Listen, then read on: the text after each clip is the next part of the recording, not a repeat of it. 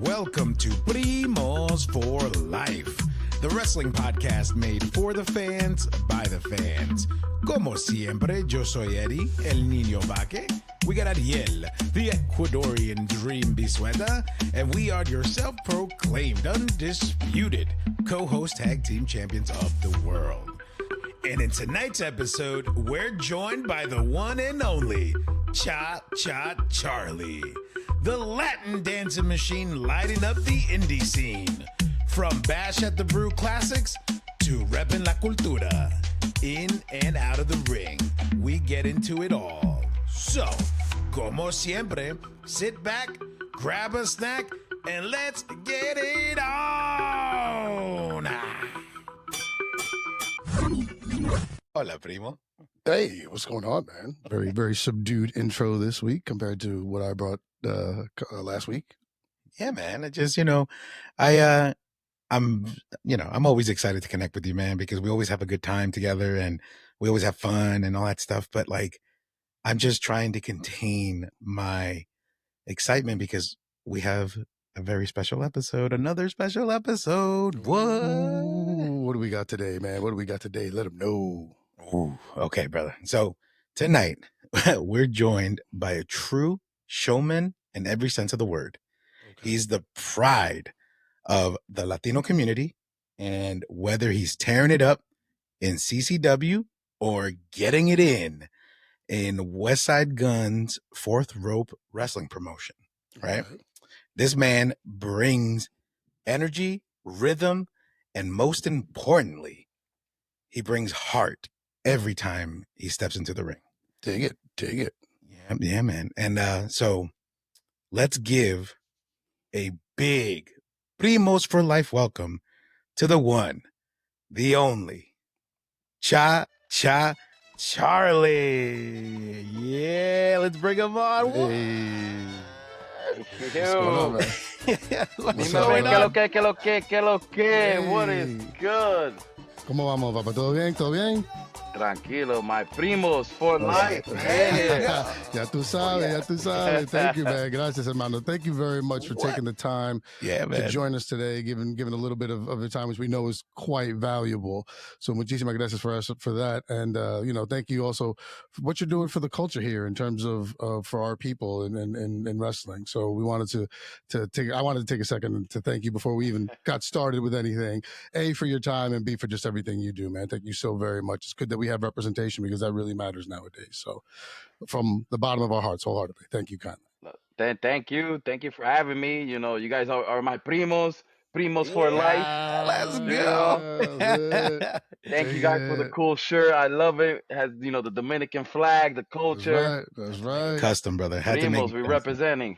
Yeah, man. Then, and also I want to take this opportunity to, to give you your flowers as well, Cha-Cha, because you know what? I've had the pleasure of actually seeing you in the ring and just your energy, your charisma, and just the connection with the crowd. Like, it's just next level, man. And beyond the moves and beyond the moments, what really stands out, to me and to us really is just what you do for la cultura. You know what I mean? And you represent Latinos with pride, with joy, and with such authenticity.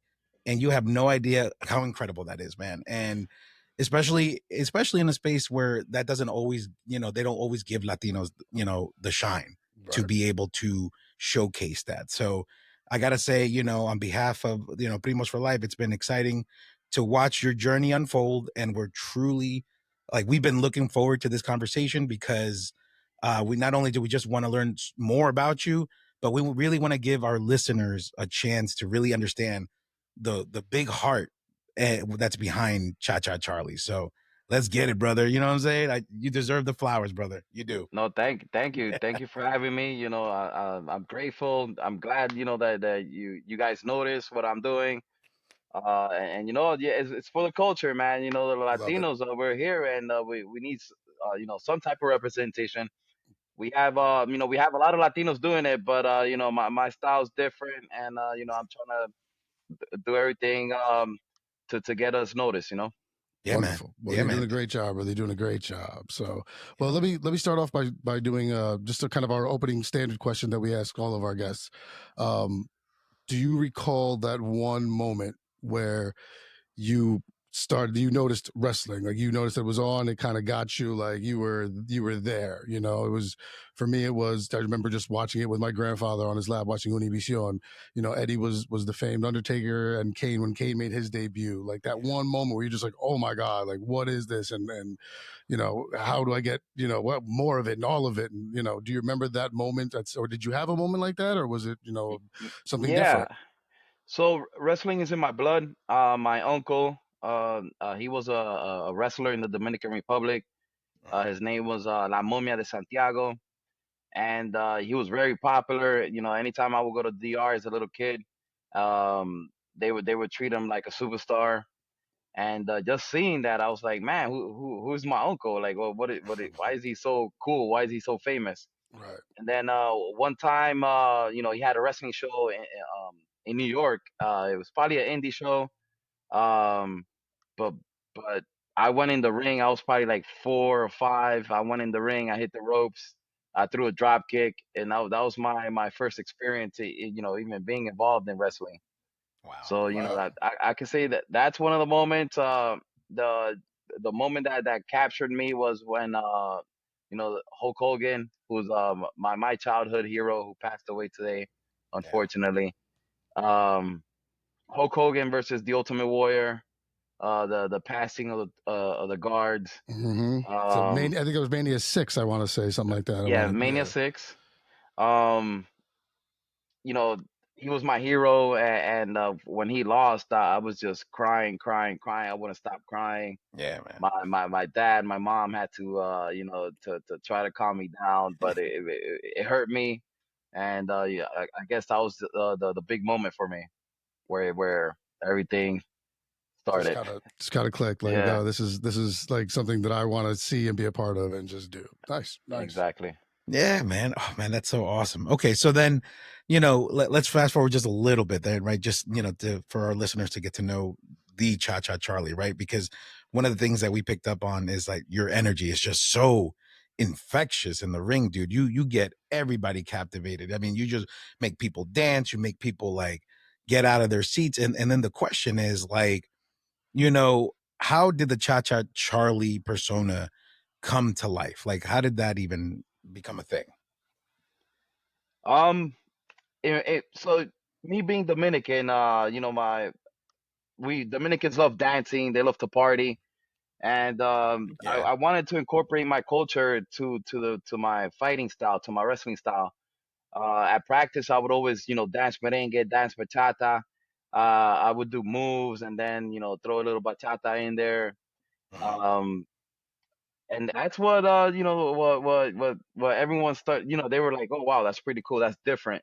And I stood out by doing that. And once I started wrestling, you know, the crowd tend to like my dancing. And then the fact that I would do a dance and then hit my opponent right after, they grasped to it, and then yeah, everyone just thought it was a thing, and it grew. It was, like you said, it was infectious. The crowd loves it, and Tata Charlie's just is a brand now. It's a thing, and everyone loves it, and I'm just happy to that it's evolved the way it's evolved today.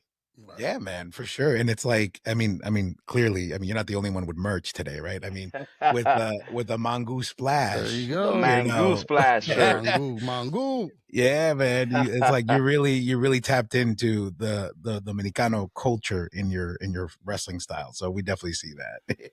That's fantastic. That's fantastic. So it seems like, you know, there's a lot of stereotypes, you know, for Latino wrestlers, and you said that, you know, you just dancing and the feeding off the crowd because they were giving you that vibe, like, kind of worked. So that's why you started going with that route, I guess, as opposed to doing something else because it worked for you. But I mean, how do you see the way, you know, the Latino culture is being portrayed in wrestling today, when it's, you know, when it could be, you know, someone is like yourself who's dancing, leaning into it, or, you know, anything else, you know, just luchadors, or, you know, Eddie had the lie, cheat, steal kind of thing. Like, so what are your thoughts on where we are as a people being portrayed in terms of in wrestling? I mean, I think I still fit the stereotype. You know, I come out with sombrero. I come out dancing, all that stereotype still, but I wanted to make it bigger than life. I still wanted to keep the stereotype, but I just wanted to make it bigger, and I want them, I wanted people to notice that yeah, we have the stereotype, but hey, uh, this guy, he's not only dancing, he's here kicking ass. He's here Right. doing moves. He could go. He could go with the best, and that's what I wanted. I wanted to have that stereotype still, but I wanted to show everybody that I'm not just here to dance.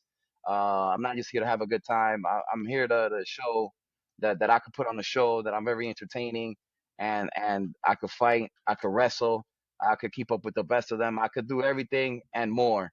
Um, and that's how the whole Cha Cha Charlie persona. Even my name is pretty stereotypical. Yeah. Cha Cha Charlie. Um, that was my goal, and I think I'm doing the right thing right now. Okay.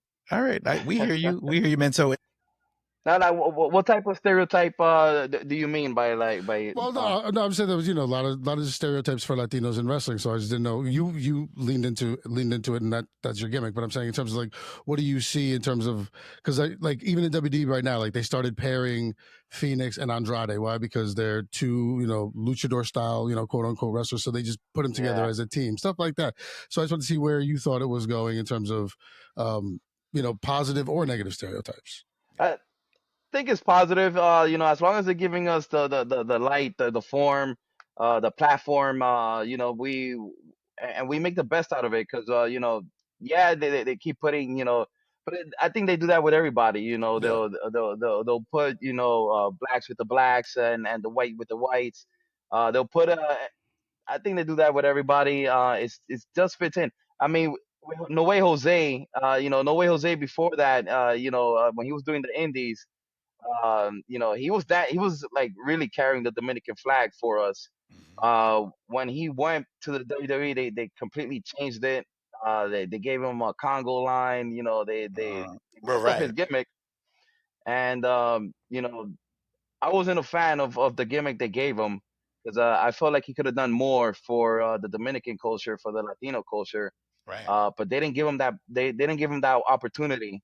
With me, I wanna carry this gimmick to the moon. I don't want to just go to the WWE and they give me something brand new. Right. Right. But what I want to carry Cha Cha Charlie. I want to be Cha Cha Charlie, and that's the goal. The goal is to take Cha Cha Charlie to the moon. Yeah. And that's actually what I was gonna say too, that you actually went ahead and embraced the stereotypes, right? So mostly Latino wrestlers will try to find something else, like a Damian Priest, for example. He's very goth or, punk kind of wrestler, what I mean, but still throw in the Boricua style in there. Exactly. But you really just dove into it. And, actually that kind of leads us into the next question where um when it comes to the ideas and just the thoughts of challenges, right? Like what challenges did you face like breaking into the indie scenes, but then also um did the Cha Cha Charlie persona like hurt you in the beginning, or like because you embraced it so much you that wasn't really an issue, but there were just other issues in breaking into the business? Yeah, I mean, it's not easy because you're competing with a lot of people. There's a lot of Right. young kids that really want to go to the WWE, that their only focus is wrestling. I have a lot of challenges. I have a family. I started when I was 30, so I started kind of late in the game. Um, so what was the next step for me? What would I would do once I have the character? Now the next step is to try to get bookings outside of the promotion that I train with. That was some of the challenges. Me sending emails to promoters, trying to show them who I am. They have no clue who I am. When they see my videos, they probably didn't like it. They wasn't a fan of it. They probably like, oh, we already have this type of gimmick over here. So that was some of the challenges. I try to throughout the time when I was wrestling, I try to build my brand, keep getting better in the ring, and then also show that I'm pretty good at what I do. And now when it comes to bookings, now promoters are answering my emails. Now I don't even reach out; people are reaching out to me. Nice. Um, so it's a process, but it's something that if you really want it, you have to push hard, find your gimmick, find your persona, and do everything possible to get booked and get seen by the right people. I mean, that makes sense. Yeah, Obviously, yeah. it makes total sense. All right. So you had a match with El Jefe Santos at Bash at the Brew 11 that received a lot of great reviews from fans and critics. So, what was it about that particular match or working with him that was made that chemistry so special and seemed to work so well?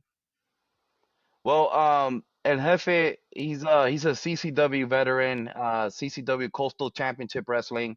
Um, when I was just getting started, he was the franchise. He was the main guy. He's been the CCW heavyweight champion multiple times. He's held the tag team title, the Southeastern title. He did everything to put CCW in the map, and he's the guy that I looked up to.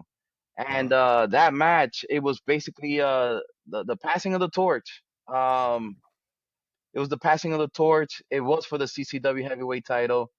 Uh, at that moment, uh, the the fans were behind me. They really wanted to see that moment where I finally won the CCW heavyweight title, and it's it's probably one of the best matches that I've ever had. The chemistry was there. Again, I look up to El Jefe Santos. Um, he was also kind of on the way out. He was retiring. Hopefully he hasn't officially retired because he's that good. He's really good. Wow. He's Puerto Rican descent. He represents for the Puerto Rican culture. Nice. Um, but yeah, just he saw something in me. He realized that Cha Cha Charlie was the move, and it was the passing of the torch. That's why the chemistry was there. A lot of again, I look up to him. A lot of the moves, I do a lot of his moves. He helped me train. He was there when I was training, and that I think that's why the chemistry was there because he knew me good, and I knew him good. It wasn't the Mhm. first time I fought him, but it was the moment, the time, the place, and we created magic that day, and thanks to him, now I'm the franchise of CCW. There you go. Nice. Yeah. That's what I'm talking about. Dealer. Dante, okay, Chacha. So mira, you know, I had the pleasure of like hanging out with you a few weekends back, at the Kissimmee show and then at Tampa with the two CCW events. Shout outs to CCW, fantastic shows.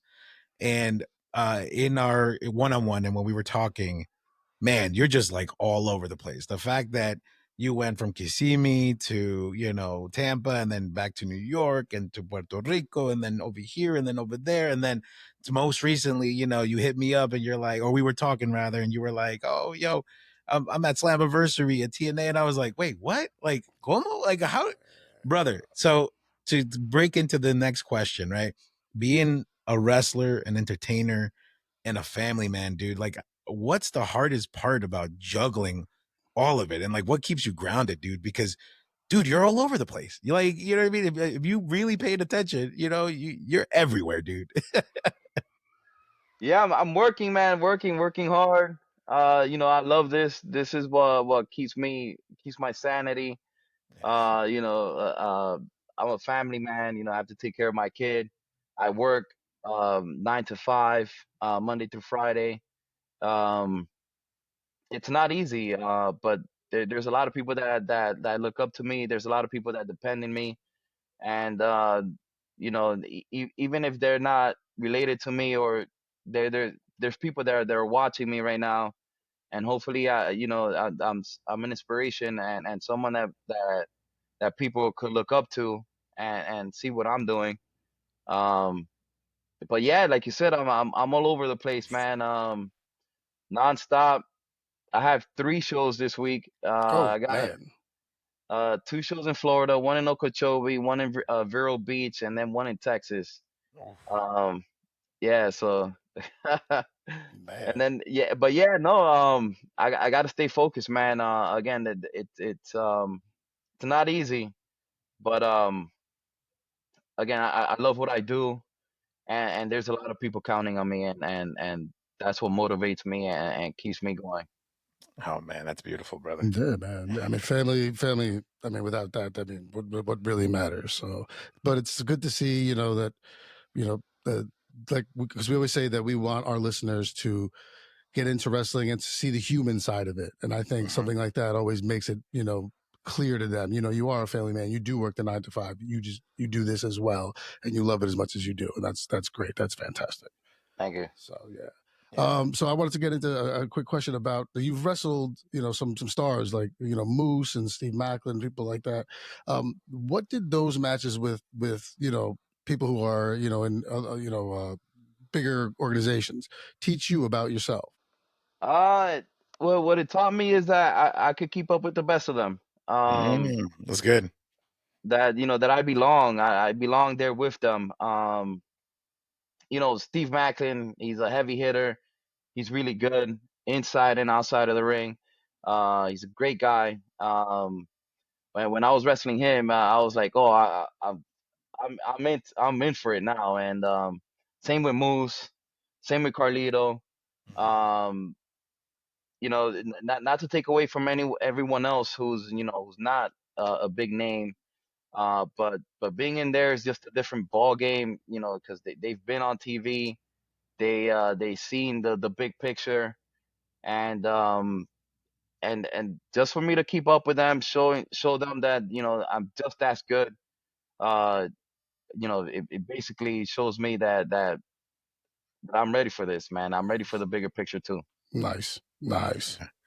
Yeah, okay. So then on that same chain of thought then, um, you know, well maybe you may have already answered this with the match with Santos, pero maybe not, But do you recall or can you remember like that one moment in your career where you truly felt like, oh yeah, like I belong here? Was it that moment when you won the championship, or was it a number of moments, or was it a different moment?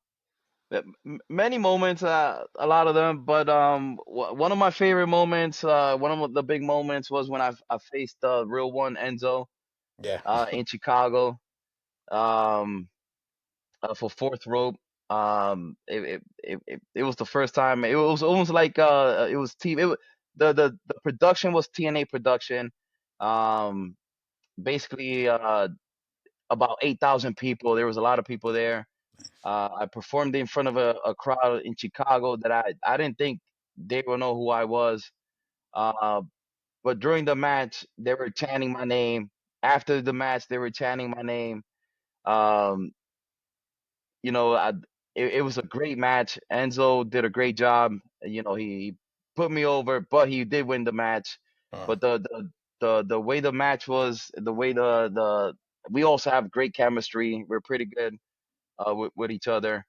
Um, just the crowd reaction afterwards. Again, I was not expecting the crowd from Chicago to show me that love, and the way they chanted my name before and after basically was the one of those big moments where I was like, yeah, I think I belong on TV. Nice. Yeah, yeah. Okay, so wait a minute. So that prompted for a side question because you said something about Yeah. the crowd in Chicago. So in that case, how was the crowd in your recent travels to Paris? Because I remember we were gonna schedule that week to record, but you're like, I can't, bro. I'm gonna be in Paris, do my thing out there. And I'm like, wait a minute, what? And then I just see you cutting promos in the streets of France. Like, so how was that crowd? How was that experience? How was that vibe? Uh, it's good. It's a different country, a different experience. Again, I would not expect them to know who I am, but the the fourth rope following, it's a big cult, and to have people chant cha cha with their accent, sha ja ja was That's was awesome. amazing. That was the experience. That was what I was looking forward to, and it happened. And again, also something I couldn't believe. In a different country like Paris, people from France, chanting my name loud. That was one of the biggest moments for me this year. And I'm honored. I'm grateful for this for everything that's happening right now. Yeah, man. Oh, that's cool. Oh, okay. Yeah, I'm glad I asked, bro. That's crazy. Yeah, ja, ja, ja, ja. That's awesome. That's awesome. And they were dancing merengue over there. I had them dancing, Yeah. and we were all celebrating and dancing all night long. Cha-cha's worldwide, man. Oh, that's crazy. International cha-cha. There you go. That's it. Get it. So the Florida indie scene is hot right now. Like, what do you think separates that from some of the other regions in terms of their indie wrestling scene? Or do you think there is a distinction? Yeah, there is, because there's a lot of competition here. There's a lot of different promotions throughout the whole Florida. There's a lot of wrestlers. Everyone's competing with each other. Everyone's trying to, get that opportunity. Everyone's trying to get paid. Everyone's trying to wrestle. Um, Again, it's the competition. Again, with the WWE, NXT being in Orlando, the training center is in Orlando. Um, there's a lot of schools out here now. House of Glory is out here. Coastal Championship Wrestling, we have a school in down South Florida. um it's just a lot of wrestling going on here, and what are you gonna do to stand out? What are you gonna do to get booked? What are you gonna do to be better than the others? And again, there's so much wrestling over here in Florida. I don't really know how it is in other states. I know in other states there's a lot of wrestling everywhere you go. Yeah. But the competition down here is pretty big, because again, there's a lot of people that come down here, and again, with WWE being down here, this is the place to be. Florida is the place to be. If you want to get seen, you wrestle in Florida, and there's a good opportunity, good chance for you to be seen by the WWE people. Yeah. Nice. Okay. I mean, yeah, that does make complete sense. If their training centers down there, then yeah, that's where you would want to be, of course. Exactly. Yeah. Okay. So then, being that we were talking about like other regions, and so going back to fans, right? Like, you expressed that you had no idea that the Chicago crowd was ready for you, that the French crowd was ready for you. So like, you got fans from all over the world, but we also have fans from the Latino community. You know what I mean? And that little piece of it, like, what does that representation mean to you? Like, what do you feel when you go to a show and you got like a little Latino dancing bachata contigo, and just vibing out and getting lost with this superhero that they see? Like, what does that mean to you? It means that I'm doing something right. For example, I come out with the sombrero. A lot of people interpretates that the sombrero means that I'm Mexican. But sombreros, it's in all land cultures. But it's my style. Before everything, I was coming. Since wrestling is big in Mexico, wrestling is big in Puerto Rico. Um, I would cater more to a lot, the Mexican crowd, the Puerto Rican crowd. I tried to cater to the Dominican crowd, but the Dominican crowd is big in baseball, big in basketball. It's not big for wrestling. So I wanted to get noticed by the Dominican people, but they wasn't giving me the love that the Mexicans were, that the Puerto Ricans were. So that's why I have my theme song from Anthony Santos. As soon as my music hits, everyone stands up, everyone starts dancing, and everyone knows it's cha-cha time. Everyone knows it's cha-cha Charlie. So the first thing I do when my song hits, it touches everyone, not just the Latino culture, but everyone in that arena. They're like, "Oh, I like the song, I like it," and that's the first step.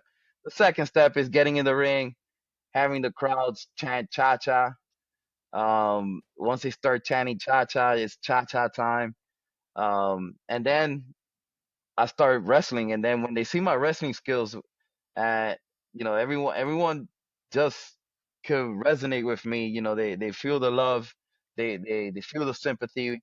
They're they're behind me. They're rooting for me, and that's the goal. And now all of a sudden I went viral with the Dominican community, and now the Dominicans are like, "Oh my, we got a Dominican wrestler." Yeah. Uh, They had you the whole time. What are you they talking had Yeah. me the whole time. The whole about? 10 years, 10, 11 years that I've been doing this, I've been here, and finally, the fact that they're behind me now, they're supporting me, and it means the world to me, and I'm just honored and grateful that the Latino community it's behind me. Again, it's the music, it's the name, it's the Yeah. moves. Um, my time is now, and hopefully not only the Latinos, I want everyone to be Of behind my Yeah. course, back. of All the course, love, of baby. All the course. love. That's I right. need all the love right now. Yeah. Absolutely. Who Yeah. But doesn't? of course, the Latinos, because Primos is for life. There you go. Gracias por eso.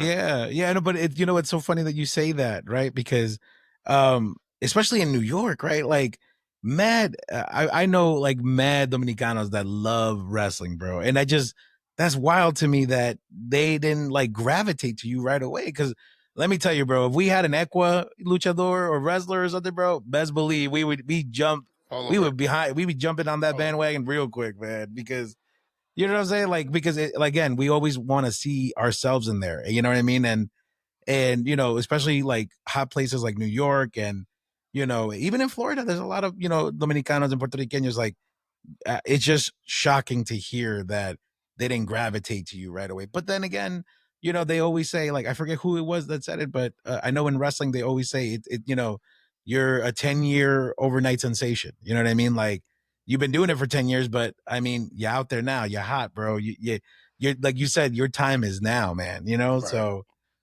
Yeah, I man, mean, all it takes is one moment, yeah, and the my moment was against Enzo.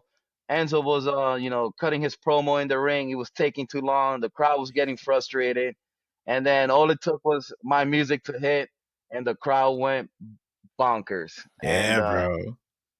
that clip went viral. It put me on the map, and with my culture, with my Dominican That's it. community, and they were like, "Oh wow, that's our song. Oh wow, he's one of us. Oh Yeah, wow, he's a wrestle." You know, Oh, he could wrestle. yeah. That's great. uh, That's great. All right. So, if a fan were to come up to you and said that they wanted to get into wrestling, or someone came up to you and said they wanted to get into wrestling, what is the most important piece of advice that you would give to this person who was thinking of entering this industry? I would tell them, believe in yourself. First of all, believe in yourself. Keep going. Don't stop. If this is something that you really want to do, you have to take this to the moon. You have to promote yourself. You have to put yourself out there, because people could train you, people could tell you a lot of different things, but no one's gonna push you harder than yourself. um, I think that's what happened with me. I pushed myself to the limit. I'm still pushing myself. I am my own brand. So do everything possible to push you. You push your gimmick, push your brand. uh, don't stop. Just keep wrestling. Keep pushing keep going, and if you keep going, you'll see that something's gonna come out of it. And just don't quit. Keep going. Perseverance. Perseverance. I love it. I love it. Yes. Yeah. Yeah. That's Yeah, great. man. Okay, so entonces, Chacha, to kind of bring this home, um, you say keep pushing, keep wrestling, both literally and figuratively in life. Whatever you're trying to achieve, just keep going through the fight, right?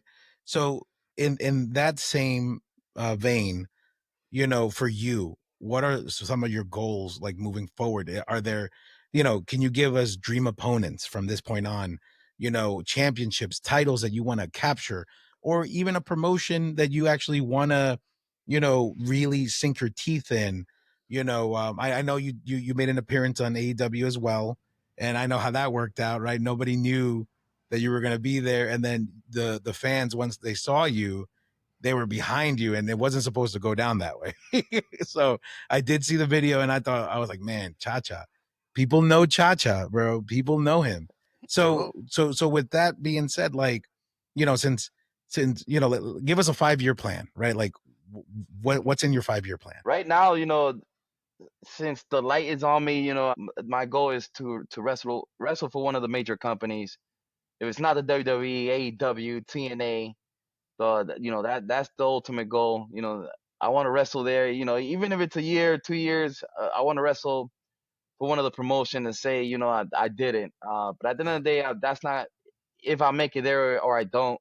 I'm not gonna stop. I'm gonna keep wrestling until something comes out of it.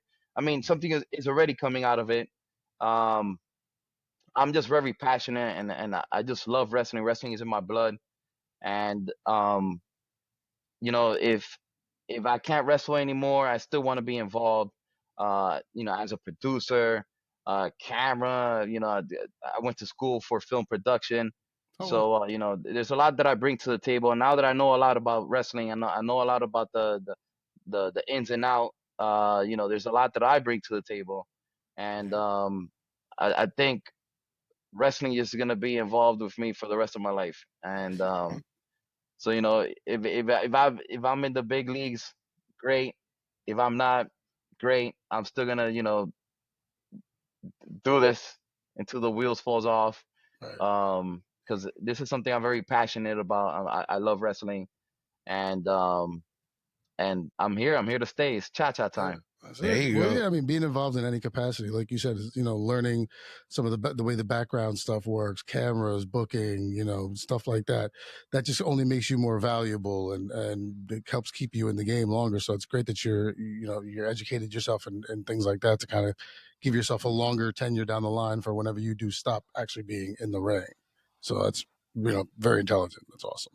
I have just another quick question, just because you mentioned that Hulk Hogan was your favorite wrestler, and we did lose him today. So I just wanted to know what is your Hulk Hogan moment? Like, what is your favorite Hulk Hogan moment? Like, if you could pin one, I mean, maybe there's like 2 or 3 that you're just like, oh, it's one of these. Like, but what is what's one of them if not the one? The creating of NWO, the day he turned, that's the biggest moment for me. Bash at the Beach, yes. Bash at the Beach. Um, I couldn't believe it. I was shocked. But since I'm a Hulk Hogan Hulkamaniac, I'm I jumped the bandwagon, and I became NWO with him. Nice. So nice. that if I was to ever turn heel, which I'm not, but if I was, I want something similar. I want people to be very upset. I want to see kids crying. Wow. I want people to throw garbage at me. I want to break hearts. You want to get that emotion. You want to invoke emotion in people. That's what you want. I want to feel hurt afterwards too by knowing that I did something wrong. But okay, that's one of my biggest moments for Hulk Hogan. Nice. But Charlie, you're not gonna get out of this that easily, okay? But what about dream opponents? Like, we like to ask the pros, right? Like, if you could pick somebody that you could, main event WrestleMania with, or main event, All In with, or Slammiversary with, who in the current active roster would you go after, to have that match? And the other pro question that we like, the part 2 to that is, what about like a legend? Like, if they passed or they retired or that kind of thing. Who are your choices? We want to hear that. I think my dream opponent, my dream match would be the perfect match. It would be Cha-Cha Charlie versus Chris Jericho. Nice. I think we would create magic. I think he would bring the best out of me. I think Chris Jericho would be the perfect heel. Um, I think he would know how to work my gimmick.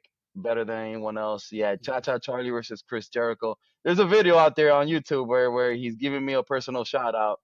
He's making fun of me a little bit, but it's cool. But he knows who I am, so we're getting there. Yeah, take that, absolutely. Yeah. Dang. Okay. And then what about like like I know he's like technically he's active, right? Because he's still wrestling. Because he's still wrestling. Yeah. But like, how about like a legend, like someone that isn't wrestling, like a Bret Hart, a Shawn Michaels, something like that. Like if you could have like an all time, a Goldberg, maybe, right? Oh, no. Oh no. Nah, I don't want to get squashed. Yeah, you go. Yeah, good question. A legend. Well, one legend that I think I would love to wrestle would have been Eddie Guerrero. Yes. Yeah, that we got the same style, but Eddie's style is a lot better. Eddie Guerrero versus Cha-Cha Charlie, that would have been a dream opponent of mine. And, he's also one of my heroes. He's someone that I do look up to. He's someone that that I emulate a lot of his moves. Yeah, I would have loved that moment with Eddie Guerrero.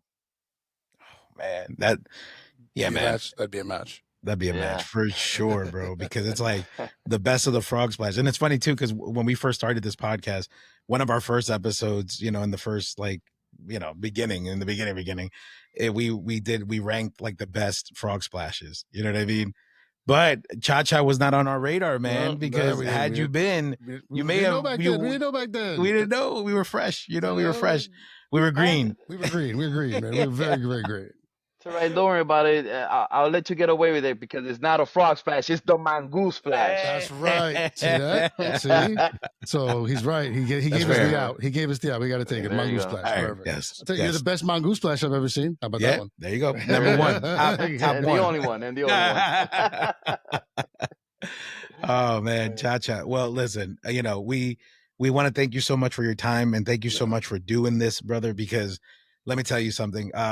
I was telling Ariel, our hangouts, our chats, everything that we spoke about behind the scenes. I was like, dude, we got to get Cha-Cha on. He is such a fantastic human being. He's funny. He's awesome.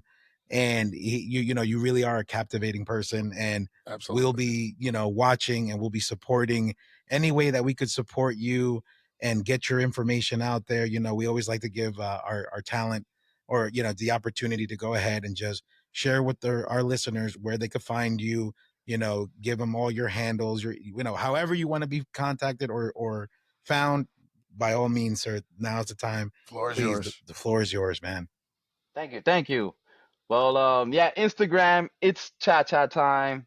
Twitter, X, it's Cha-Cha Time. Facebook, Cha-Cha Charlie. YouTube, Cha-Cha Charlie TV. Pro Wrestling Tees, Cha-Cha Charlie. Go ahead and support. I'm easy to get with. I'm easy to talk to. Reach out to me. I will respond back to everyone. So just talk to me. Just hit me up. Let me know. If you want to see me wrestle, just follow my social media. I'm consistently promoting myself, consistently showing everyone where I'm gonna be. Just stay tuned. Again, Instagram, best option. It's Cha-Cha Time. And when everything's all said and done, there's going to be one big party. And will be celebrating and dancing all night long. That's right. It's Cha-Cha time. Let's go. Cha-Cha. Cha-Cha, muchísimas gracias, man, for giving us your time. This has been absolutely fantastic, man. Once again, from the bottom of our hearts, we truly appreciate it. And we hope you come back. We would love to have you back for another round of interviews, to break down a show, to do anything. Brother, please, you are family of the podcast now. Whenever you want to come back, or if you ever have some time, please let us know, because we would love to do this again with you. And you guys are my primos, so we're cousins now, so I better be coming back soon. Bad. Yeah, brother. All right, man. Well, you have yourself a wonderful night. We'll be in touch, brother. Thank you. And thank you. Muchísimas gracias. And especially for what you do for our people, man. Muchísimas gracias. Thank you for representing. Thank you. Thank you guys for the platform. Thank you, Ariel. Thank you, Eddie. Gracias, Primo for life. Chad, you man, That's brother. right, We'll be in touch, man. We'll be talking. Cha-cha. Later, bro. Later, guys. Oh man. Oh, Cha-cha, man. I'm telling you, he's such a sweetheart, dude. He's a the good man. dude, man. He's such a fun dude. He's very, very engaging and charismatic. He's great. No, what a guy, man. That was fun. That was really, really fun. Yeah, man. I think you know what it is, especially like I told you, I kept bringing it up, like the chats, the hangouts. He is so down to earth. He was so sweet when we linked up in Orlando, or in Kissimmee rather. And when I got to the show, he introduced me to Nikki and to Riddle and all these folks. Behind the scenes, I got to see them put up the ring together, like all this stuff, man. It's just it's one step closer to being part of the world that we've always wanted to be part of. You know what I mean? And I mean, our entryway is through the podcast, but to be there in person, to get to meet these folks. And again, he's such a sweetheart. He's always willing to, help others. And I think that's really what captivated. Like, if you ever, catch him, because I know you've seen his YouTube stuff, but if you ever see it live, he is one of like the biggest underdogs you will ever see, and you'll always get behind him. You'll always get behind him. He wants to be a face, and if he ever does the heel too, that's why he said if, because that's his place. The people behind him. That's awesome, man. That's great. He's fantastic, dude. He's great. If you haven't seen him, go to his YouTube channel and watch his stuff. Yeah, for sure.